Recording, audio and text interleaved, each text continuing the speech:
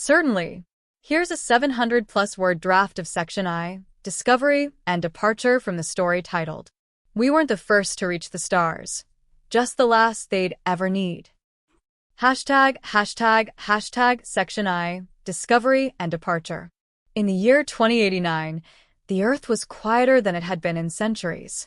The skies over what used to be called Los Angeles were clearer than any of the old photos showed, and the orbital traffic gliding soundlessly above cast long shadows over oceans no longer choked by plastic or oil.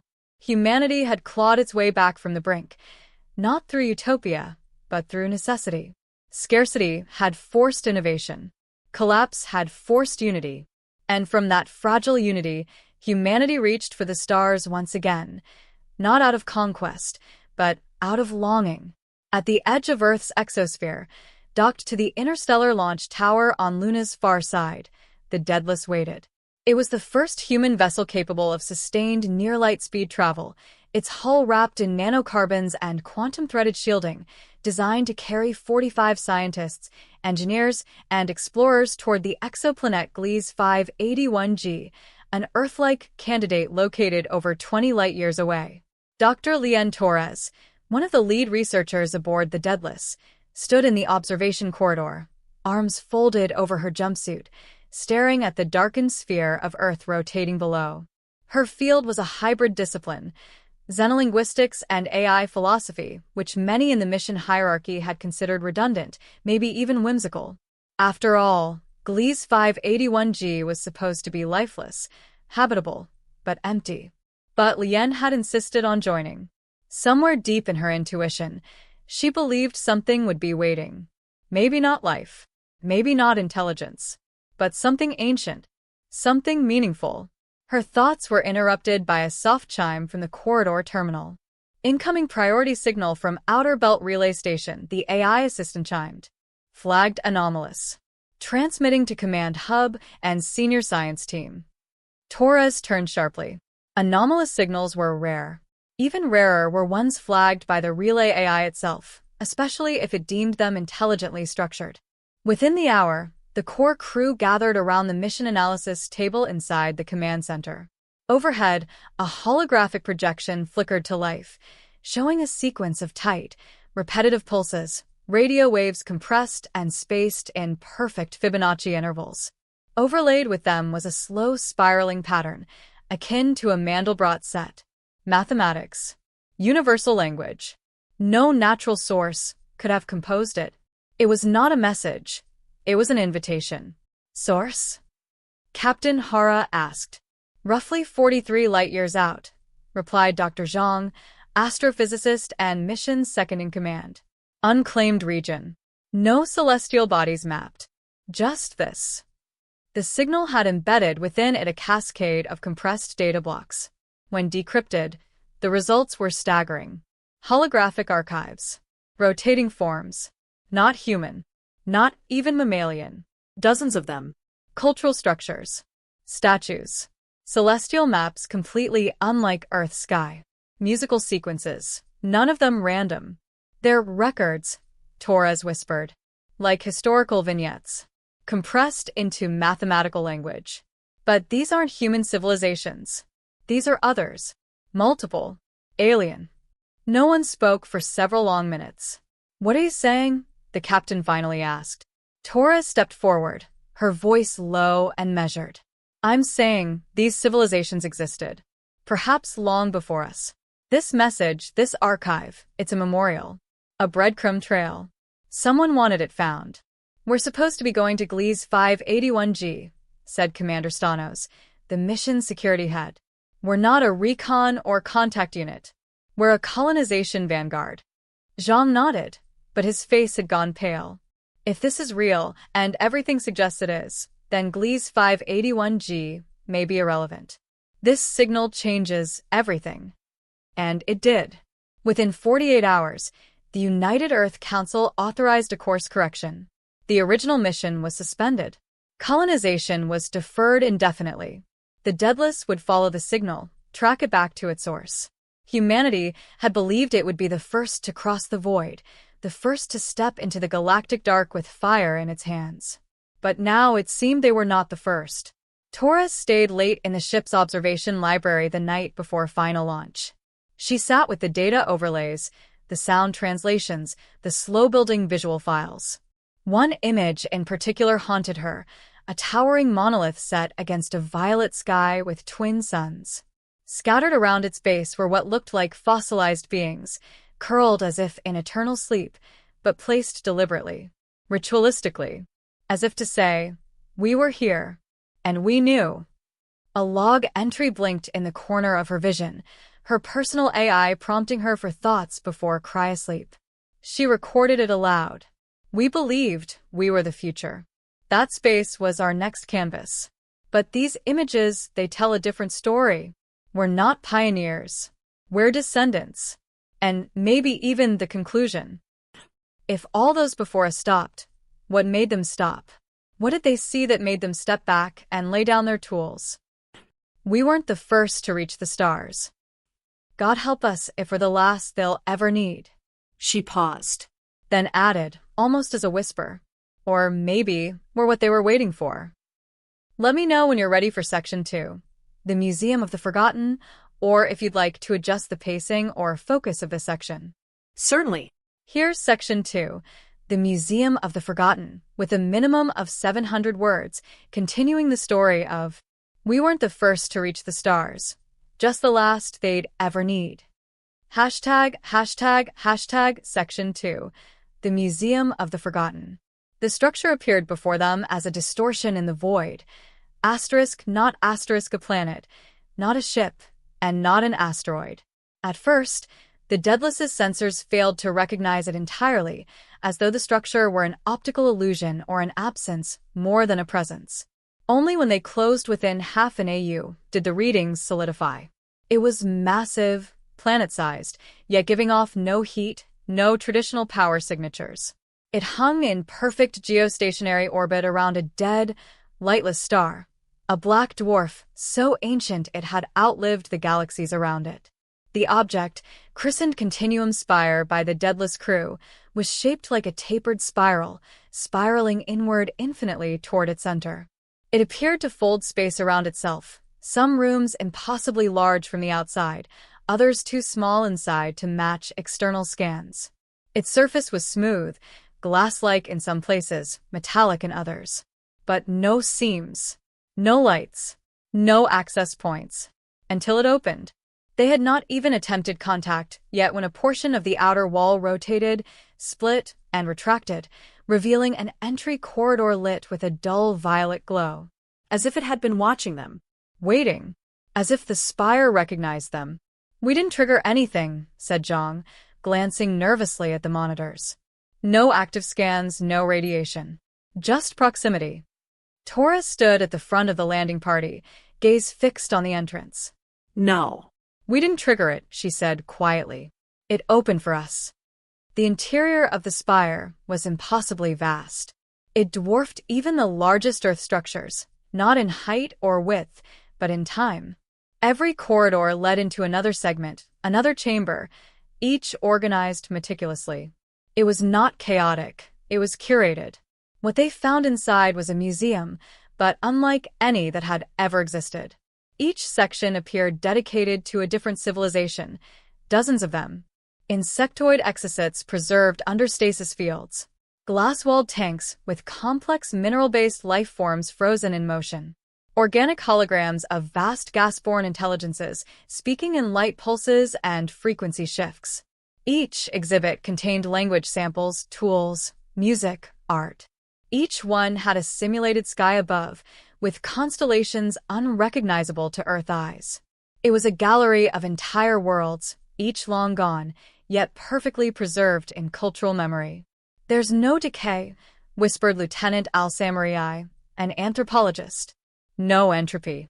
This is archival perfection." Torres moved through one corridor slowly, eyes lingering on what looked like the remains of a crystalline species, beings that refracted light through their bodies like prisms, their limbs forever reaching out toward a simulated sun. "This wasn't made by one species," she said.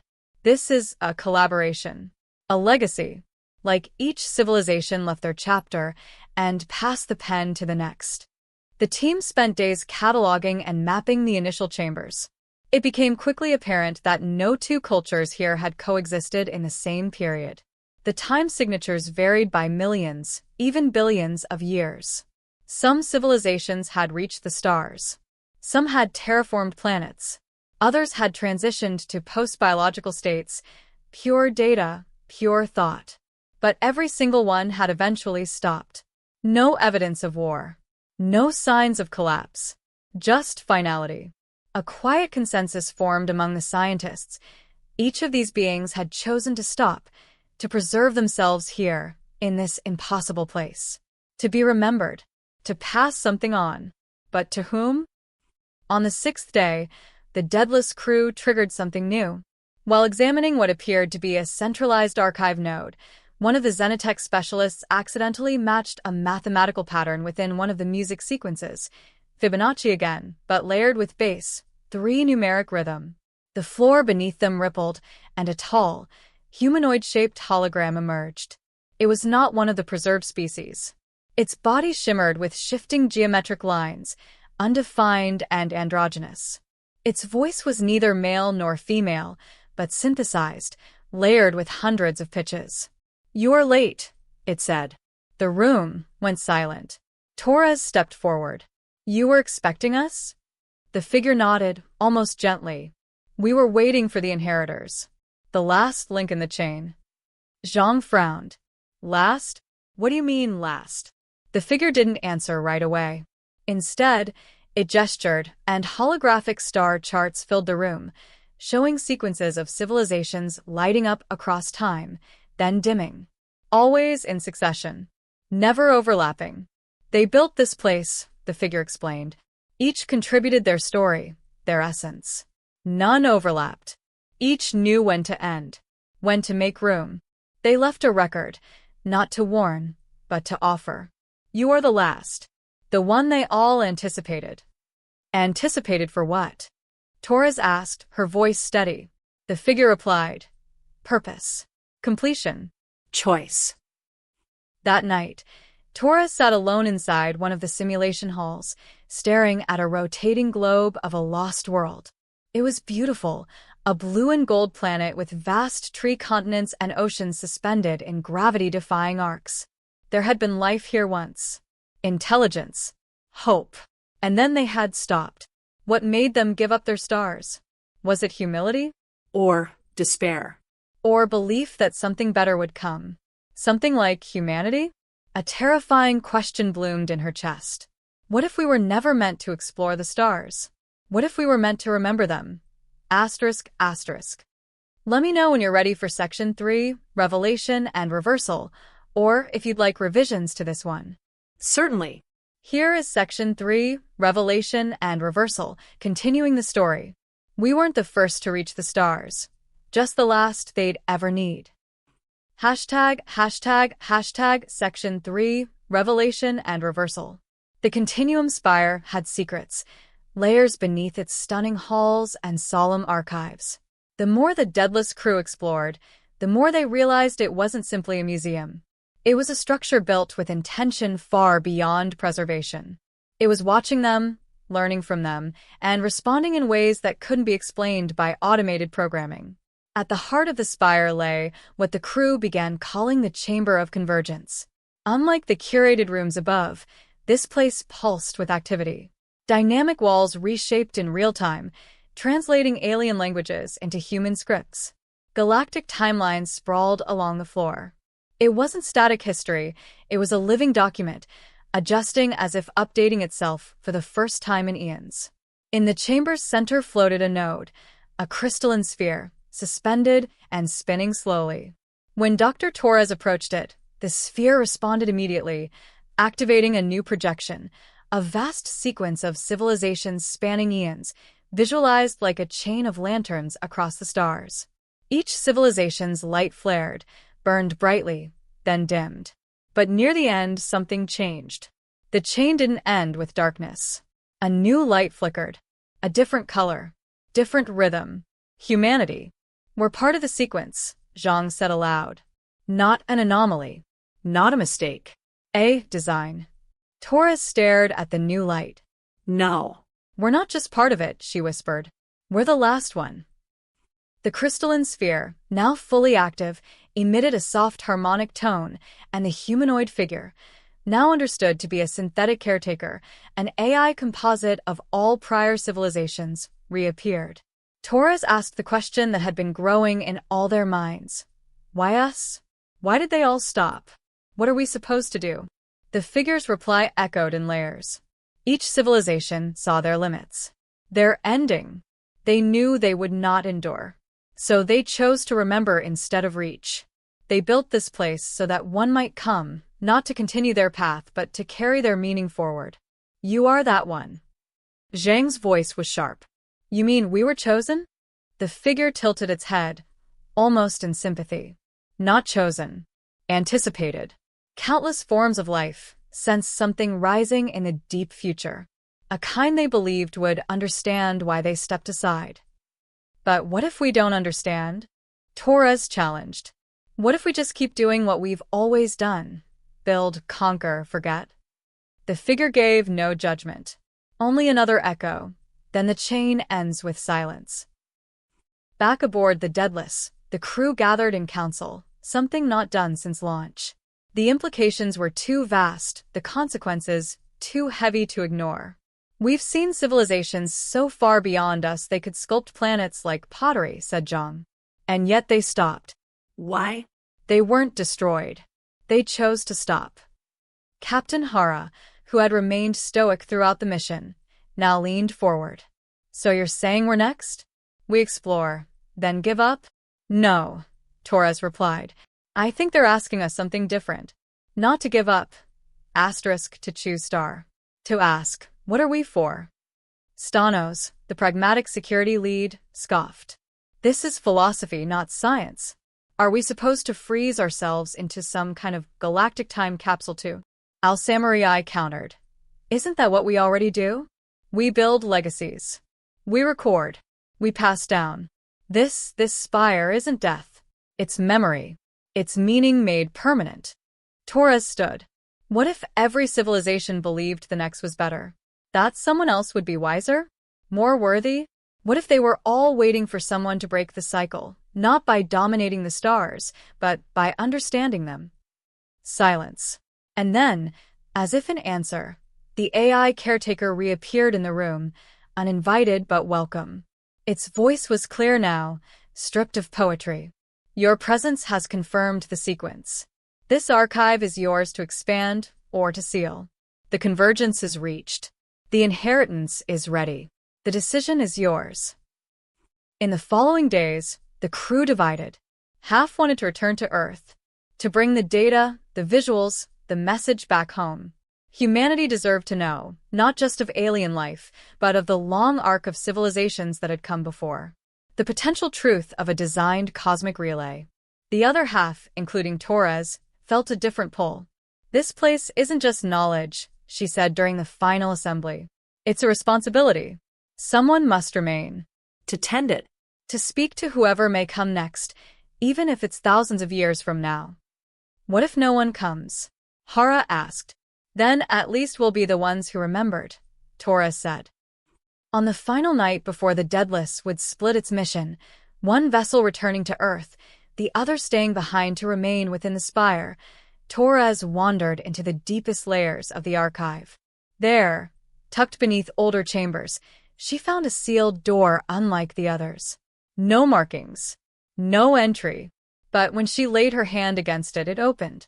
Inside was a single console, and a message, preserved in a universal language structure that needed no translation. We weren't the first to reach the stars, but we believed someone else would be. And so we waited. You are not our children. You are our answer. If you understand, then this was never the end. Torres stared at it for a long time. Then she smiled, not with certainty, but with peace. Let me know when you're ready for Section 4, Inheritance or Extinction, the final 700-plus word segment. Absolutely. Here's Section 4, Inheritance or Extinction, completing the story. We weren't the first to reach the stars, just the last they'd ever need. Hashtag Section 4, Inheritance or Extinction. The Daedalus split into two vessels with opposing destinies.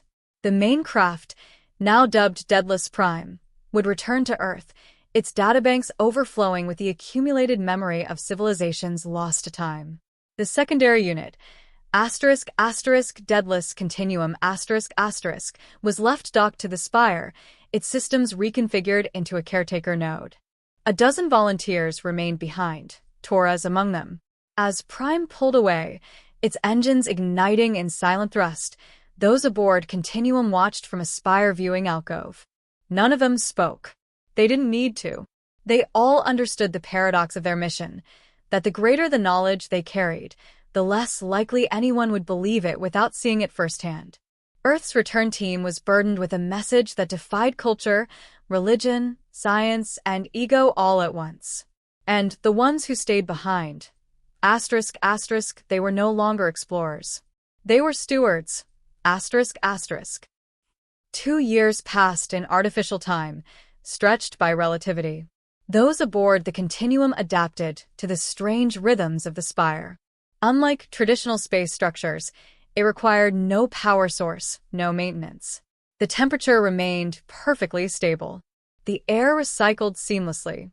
Food and water were synthesized in molecular chambers whose technologies defied replication. But the real work wasn't survival.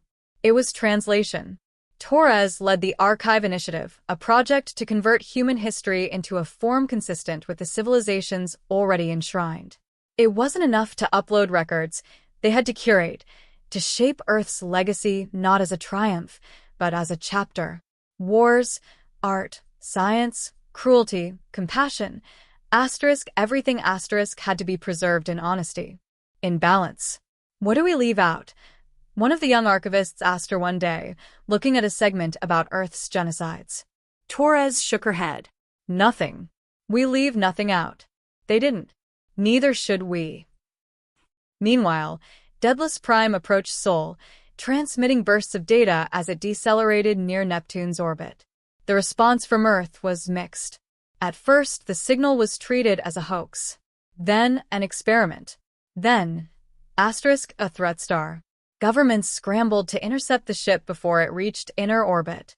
But as the data packets poured in, real-time holograms of ancient alien art forms broadcast from orbit, pressure began to build from within Earth itself. Protests and vigils broke out. Faiths were shaken. Philosophers re-emerged as public figures. Science fiction became reality history. And a single question began to circulate among all humans, regardless of background. If this is real, what do we do next? The arrival of Daedalus Prime didn't answer that question. It only made it urgent. Back at the Spire, Torres watched as Earth's cultural record was completed. The Spire responded by opening a new wing, something no one had seen before. Inside were vaults still empty, glowing softly, awaiting the addition. The humanoid AI guide returned to her then, unprompted. "You have fulfilled your part," it said. Torres looked at it, tired but resolute. Is this where it ends? Do we just wait now? For another species? Another link in the chain? The guide tilted its head. There are no more. You are the last possible recipient. Then what's next? A pause. Then the voice changed. For the first time, it sounded human. Now you decide if the chain continues or ends. The choice was simple, but the implications were not. They could seal the archive, closing the Spire forever. Let it become a tomb, a cosmic cathedral to memory, untouched for eternity. Or they could open it, broadcast it across the stars, hoping that somewhere, somewhen, others would hear. Others would come. That the universe had more surprises left. The vote among the Continuum crew was unanimous. We open it, Torres said. But not just for others. For us, too. And with that, the Spire pulsed for the first time since their arrival. A resonance surged outward, faster than light, riding quantum harmonics across the void. A signal not just of knowledge, but of invitation. It said, "We remember you. Come find us." Or, "Let us find you." Back on Earth, The cultural reckoning took years.